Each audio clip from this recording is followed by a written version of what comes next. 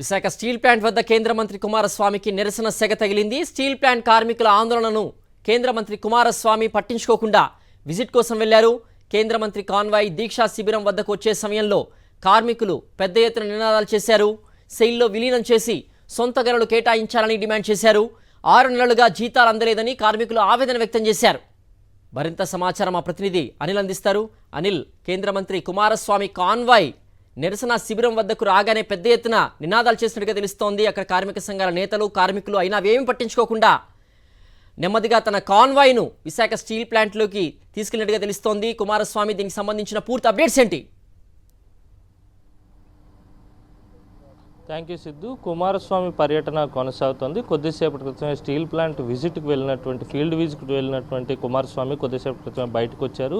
కాసేపట్లో ఉక్కు పరిరక్షణ పోరాట కమిటీకి సంబంధించినటువంటి కొన్ని యూనియన్లు, ఏవైతే వామపక్షాలకు సంబంధించినటువంటి యూనియన్లు ఉన్నాయో ఆ యూనియన్లను కొంతమందిని పిలవడం జరిగింది. వారితో భేటీ కాబోతా ఉన్నారు. ఆ భేటీలో అనేక అంశాలు ప్రస్తావనకు వచ్చేటువంటి అవకాశం కనిపిస్తోంది. ప్రధానంగా కుమారస్వామి ఎయిర్పోర్ట్లో దిగిన తర్వాత అక్కడి నుంచి రోడ్ షో చేసుకుంటూ స్టీల్ ప్లాంట్ రావడం జరిగింది. ఈ రోడ్ షో సరిగ్గా కోర్మన్నపాలెం దీక్షా శిబిరం వద్దకు వచ్చేసరికి పెద్ద ఎత్తున దీక్షా శిబిరంలో ఉన్నటువంటి కార్మికులు, కార్మిక సంఘ నేతలు పెద్ద ఎత్తున నినాదాలు చేశారు. స్టీల్ ప్లాంట్ను సెయిల్లో విలీనం చేయాలి, సొంత గనులు కేటాయించాలి, అలాగే 6 నెలలుగా బకాయి పడ్డ జీతాలను వెంటనే చెల్లించాలని చెప్పి డిమాండ్ చేస్తూ పెద్ద ఎత్తున నినాదాలు చేసి నిరసన వ్యక్తం చేసినటువంటి పరిస్థితి కనిపిస్తోంది. ఒకవైపు కూటమికి సంబంధించినటువంటి నేతలు సంబరాలు చేసుకుంటున్నటువంటి తరుణంలోనే కార్మికులు మాత్రం తమ ఉద్యమాన్ని ముందుకు తీసుకెళ్తున్నారు. తమ నిరసన గళాన్ని అప్పటికప్పుడు విప్పుతున్నటువంటి పరిస్థితి ఉంది. ఎందుకంటే గడిచిన 6 నెలలుగా జీతాలు అందడం లేదు. స్టీల్ ప్లాంట్కి సంబంధించి ప్యాకేజీ అనేది శాశ్వత పరిష్కారం కాదని మొదటి నుంచి కూడా కార్మిక సంఘాల నేతలు చెప్తూనే వస్తున్నారు.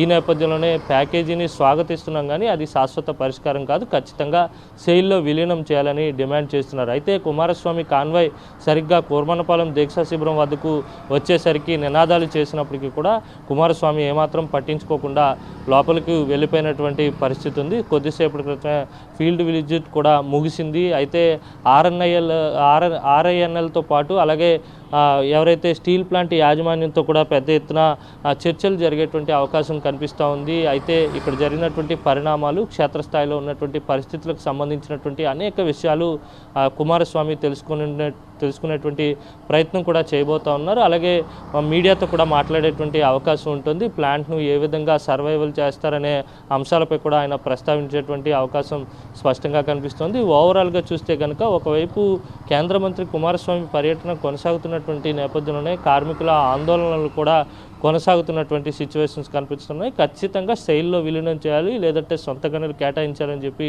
డిమాండ్ చేస్తున్నారు. అయితే ఆ సమస్యను ఏ విధంగా పరిష్కరిస్తారు, ఈ జరిగేటువంటి సమావేశాల్లోని, ఈ భేటీల్లోని ఆ అంశాలు ప్రస్తావనకు వస్తాయా రావా అనేది వేచి చూడాల్సి ఉంది. ప్రధానంగా కూటమి 3 పార్టీలకు సంబంధించినటువంటి 3 పార్టీల నుంచి, వాటికి అనుబంధంగా ఉన్నటువంటి 3 యూనియన్ల నుంచి 2 చొప్పున 6 రావాలని, అలాగే ఏఐటియుసి, సిఐటియు, ఐఎన్టీయూసి ఈ 3 యూనియన్ల నుంచి 2 చొప్పున 6, ఇలా 12 మందికి మాత్రమే ఆ సమావేశానికి హాజరవడానికి పూర్తిగా అనుమతి ఉందని కూడా అధికారిక వర్గాలు స్పష్టం చేస్తున్నటువంటి పరిస్థితి. ఓవరాల్గా చూస్తే కనుక కుమారస్వామి స్టీల్ ప్లాంట్ విజిట్ ఇంకా పూర్తయినటువంటి నేపథ్యంలోనే ఇంకా కొన్ని సమావేశాలు ఉన్నాయి.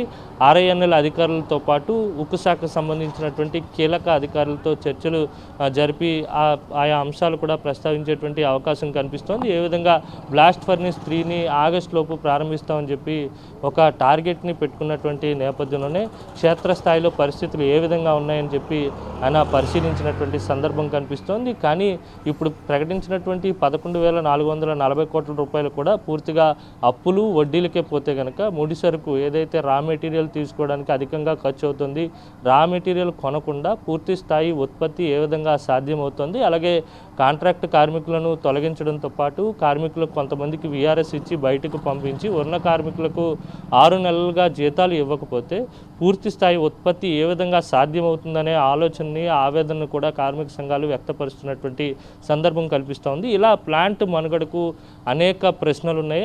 వాటన్నిటిని ఏ విధంగా సాల్వ్ చేస్తారు, ఏ విధంగా ముందుకు నడిపిస్తారనేది ఇంకా వేచి చూడాల్సి ఉంది. ఇప్పటి వరకు చూసుకున్నట్లయితే కనుక ప్యాకేజీ అయితే మాత్రం ఖచ్చితంగా పరిష్కారం కాదు, సెయిల్లో విలీనం చేయాలి లేదా సొంత గనులు కేటాయించాలనే డిమాండ్తోనే కార్మిక సంఘాలు ముందుకెళ్తున్నాయి. అయితే ఉక్కు శాఖ మంత్రి కుమారస్వామితో భేటీ తర్వాత కార్మిక సంఘాలు ఏ అంశాలని చెప్తాయి, లేకపోతే ఎటువంటి డిస్కషన్ను అక్కడ జరిగిందో దానికి సంబంధించినటువంటి వారి రియాక్షన్ ఏ విధంగా ఉంటుందనేది సాయంత్రం 5 గంటలకు తెలిసేటువంటి అవకాశం స్పష్టంగా కనిపిస్తోంది. ప్రధానంగా జీతాలు చెల్లించడంతో పాటు గనుల కేటాయింపు, సేల్ విలీనం ఈ 3 డిమాండ్లను కేంద్ర మంత్రి ముందు ఉంచబోతా ఉన్నారు. మంత్రి ఏ విధంగా రియాక్ట్ అవుతారు, ఎటువంటి అంశాలు ప్రస్తావిస్తారనేది వేచి చూడాల్సి ఉంది. ఇప్పటికే క్షేత్రస్థాయిలో ఉన్నటువంటి అన్ని పరిస్థితులను కూడా ఆయన గమనిస్తూ ఉన్నారు. ఏ విధంగా రివైవ్ చేయాలనే ఆలోచనపై కూడా దృష్టి పెట్టినట్టుగా తెలుస్తూ ఉంది. కానీ పూర్తిగా స్టీల్ ప్లాంట్ మనుగడ సాగించాలంటే కనుక ఖచ్చితంగా గనులు కావాల్సి ఉంది కనుక ఎన్ఎండిసితో ఏమైనా టైఅప్ చేస్తారా, లేకపోతే సెయిల్లో విలీనం పెద్ద ఎత్తున చేయాలని డిమాండ్ ఉన్నటువంటి నేపథ్యంలోనే సెయిల్ అధికారులతో ఏమైనా చర్చలు జరిపి ఆ దిశగా ప్రయత్నాలు ఏమైనా చేస్తారా అనేది మాత్రం వేచి చూడాల్సి ఉంది. సిద్ధు. ఓకే అనిల్.